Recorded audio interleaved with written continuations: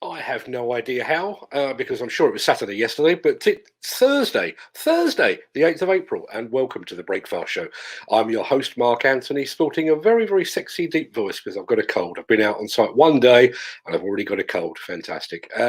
I'm delighted to report that we've got a special guest joining us today, and I can see him waiting in the wings, so we're going to crack straight through all of this. If you or your company has ever been the victim of an equipment theft or of vandalism, then stick around. You'll want to hear what our guest has to say. And we'll get to that and to the news headlines in just a second. But first, we can't carry on without those all-important celebrity birthdays. So many happy returns to singer, songwriter, and son of a quite famous father, Julian Lennon. And happy birthday also to Guns N' Roses guitarist Izzy Stradlin. For those that know, Izzy famously played on the album Appetite for Destruction, which is surely the unofficial anthem of the demolition industry. We'll be right back after this. If you enjoyed this show, please consider supporting us. Go to buymeacoffee.com/demolition news.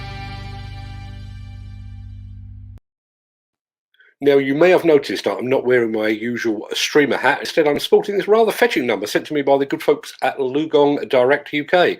And you can win a hat just like it or something else from the extensive Lugong Direct merch range.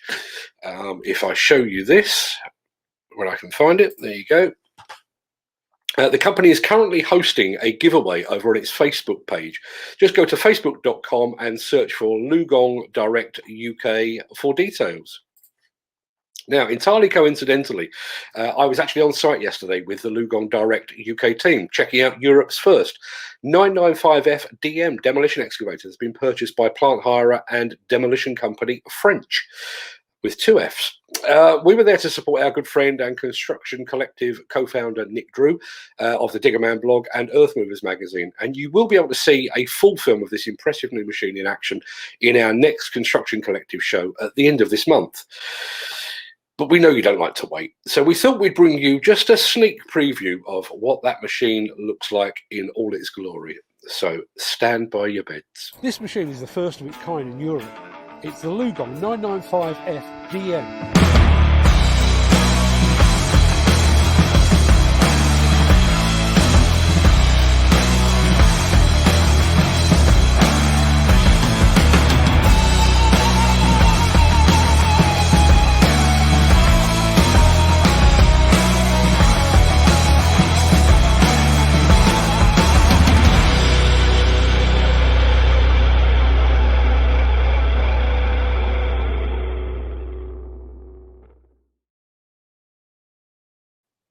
Now, that 95-ton machine was fitted with a 5.6 cubic meter rock bucket when I saw it, but it's scheduled to be kitted out with a Miller quick hitch, a Miller quick hitch, a Fortress shear, and a 7-ton Rammer 9033 breaker. As I said, you can see the full film in the Construction Collective show that is scheduled to air on Thursday, the 29th of April. Now, demolition contractors in and around the northwest of England, stand by, because this one's for you.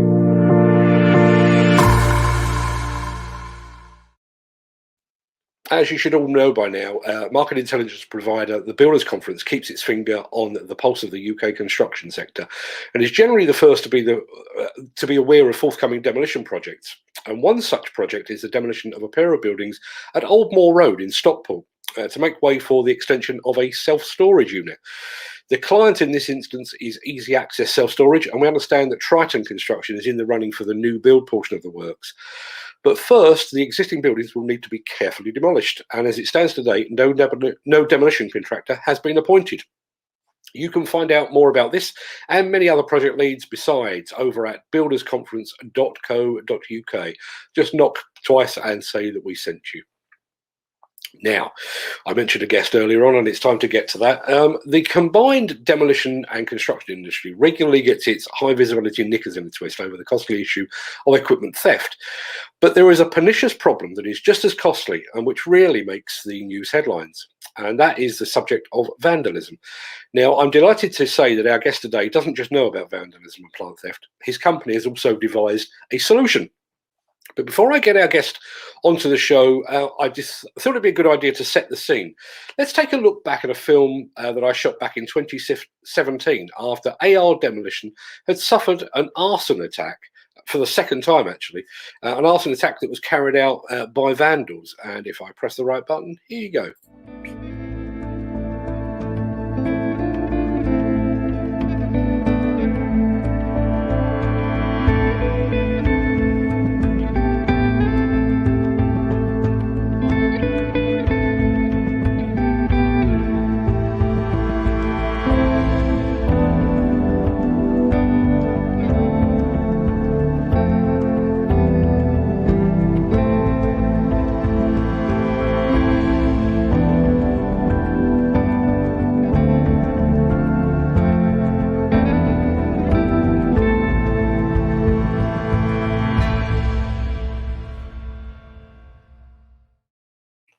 Now, if you attended the Hillhead Digital event at the end of March, you'll be aware that one of the breakout stars of the show was a new style of cab guard produced by pioneering plastics company Norplast.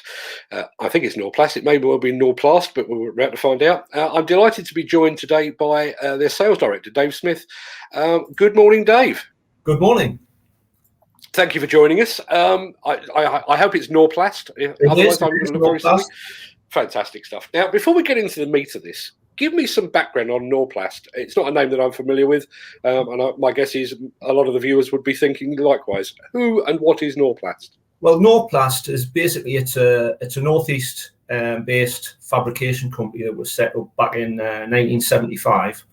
We're a subsidiary of the ICL Plastics Group, which was set up in 1961. We were initially set up as a service centre, actually on the riverside in Newcastle. The idea being at the time we would be supplying acrylics, polycarbonates, polypropylene sheets to various industries. And over a period of time, we actually set up an engineering division and fabrication division and workshop, and it's basically progressed from there. So, once we got the actual setup on the fabrication side working, we supply various sectors, which would be the food industry, pharmaceutical, general engineering, and we make a variation of bespoke products, and it's just developed from there, really. I was going to ask, have you had any connection with the construction equipment world before now?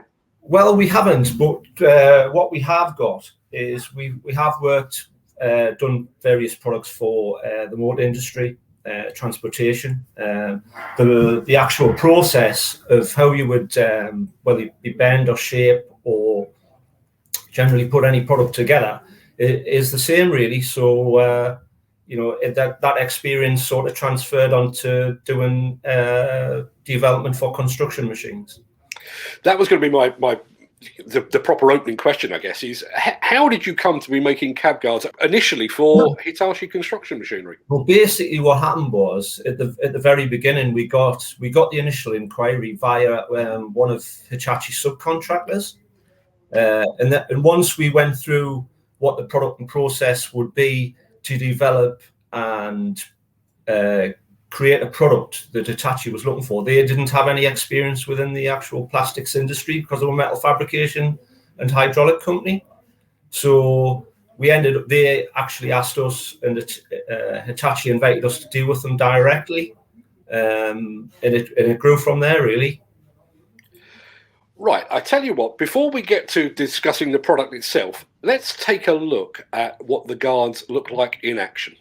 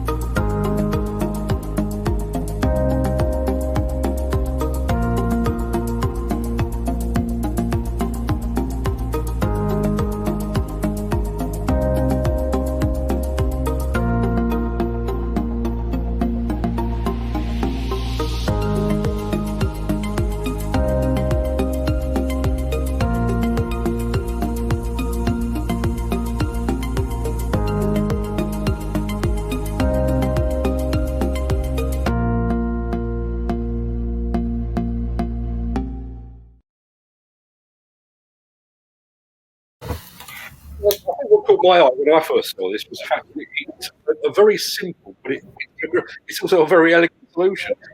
Yeah. Question: is plastic actually strong enough to withstand? Well, it is. If Eternal thief or vandal? Yeah. Everything's indestructible at the end of the day. So, we use a product, a material which has got excellent chemical resistance.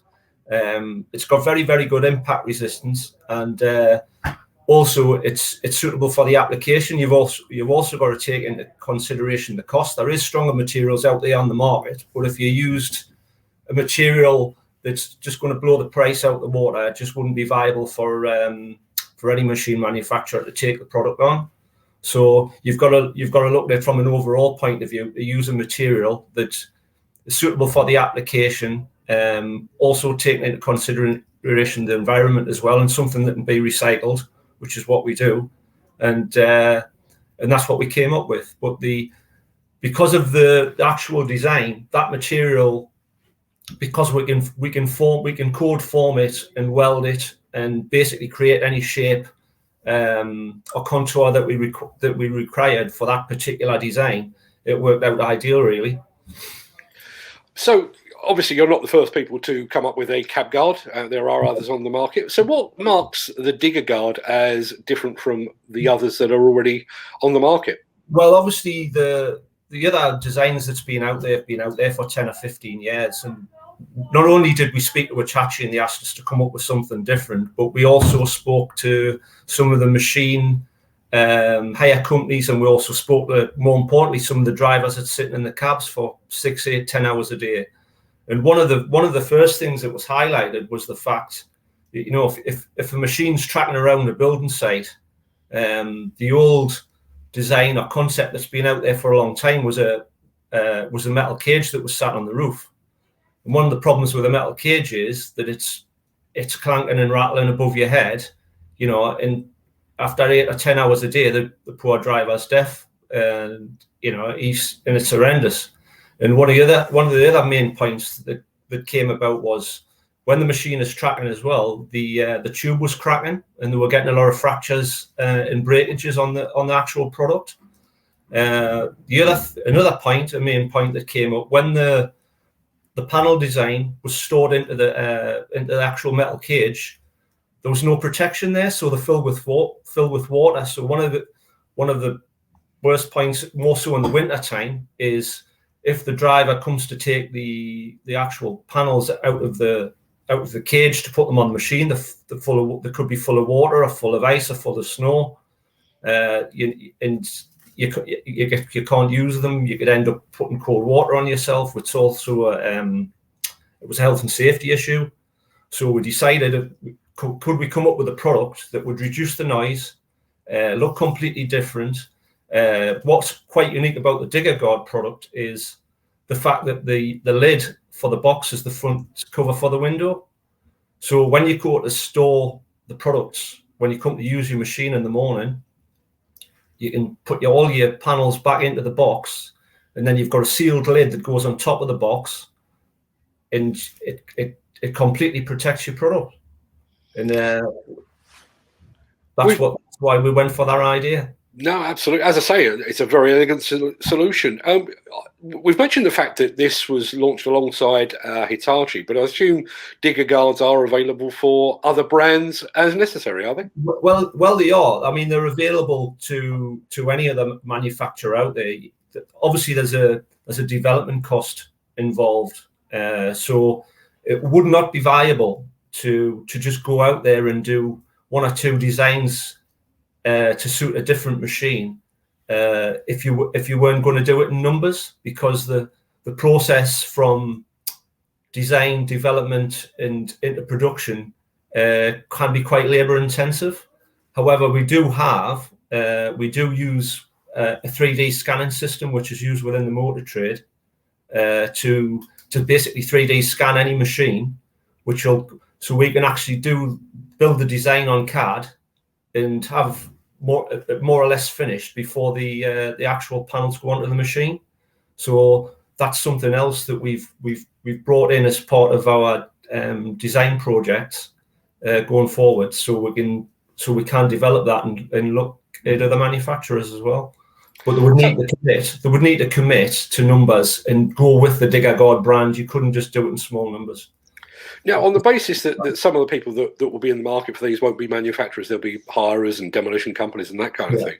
Yeah. I mean, I guess you're then into the idea of coming up with something bespoke. And if that's the case, I mean, with your clever scanning equipment, how long does it take to produce a set for a new machine, for example? Well, at this moment in time, depending on what resources you have available, you can. It's possible to do it in maybe 2 to 3 weeks to do a design for a new machine, which is not bad at all, is it? It isn't bad. It's if you've got a machine available, it's ideal. If you've got the opportunity to get a machine that's close by, logistically, hopefully it's not too far away. It is feasible to do it in a 2 to 3 week period. I mentioned at the outset that you were one of the breakout stars, not you personally, but your company was one of the breakout stars of the Hillhead Digital. What's been the response like from that first show? Well, we obviously last year and this year the show was cancelled, but I know when we initially went to the first show, we did get some very good responses, and we did get a lot of interest in the Digger Guard product. But obviously, when we done the first show, we didn't have the new product in place, so it was. But obviously, since it's come on board, the response has been really, really good, and there is a lot of interest there. So, who knows what the future will bring. Oh, that's fantastic. Dave, look, I really appreciate you joining us. If anybody wants to find out more, you should be seeing the web address for diggerguard.com scrolling across the bottom of the screen there. Obviously, they are based in the Northeast, so if you can't note that down, you can find them, I'm sure, via Google. Dave, it's been an absolute pleasure to speak to you. Good luck with the new product. Look forward to hearing more as they start to be installed. Thanks for your time. Have a safe day. Cheers. All the best. Cheers now. As I say, you should still be seeing that scrolling across the bottom of the screen. I do wish the Norplast team every success with that new product. Now, yesterday afternoon, while I was still thawing out from my trip to see that new Lugong excavator in action, I received a word that a rival publisher had gone into liquidation. Now, given my history with that publisher, my default reaction was to press the big button that I've got on my desk marked Jeff Goldblum. Of course, they know what the Jeff Goldblum button does. You do know what the Jeff Goldblum button does, right? Well, look, here's I wasn't going to do this, but here's what happens when I press the Jeff Goldblum button. Now, I wasn't planning to do that for two very good reasons. The first is that, as the saying goes, extinguishing somebody else's candle will not make your own burn any brighter. And the second reason is that we're all grown-ups here, male or female, we're all sporting our big boy trousers, and we all know how this is going to play out. Limited companies go into liquidation all the time. The directors are absolved of all their previous sins, their slates are wiped clean, and they're back here again in a day or two, same address, same staff, and a slightly different company name. It's actually the suppliers and the subcontractors that are left to carry the financial burden.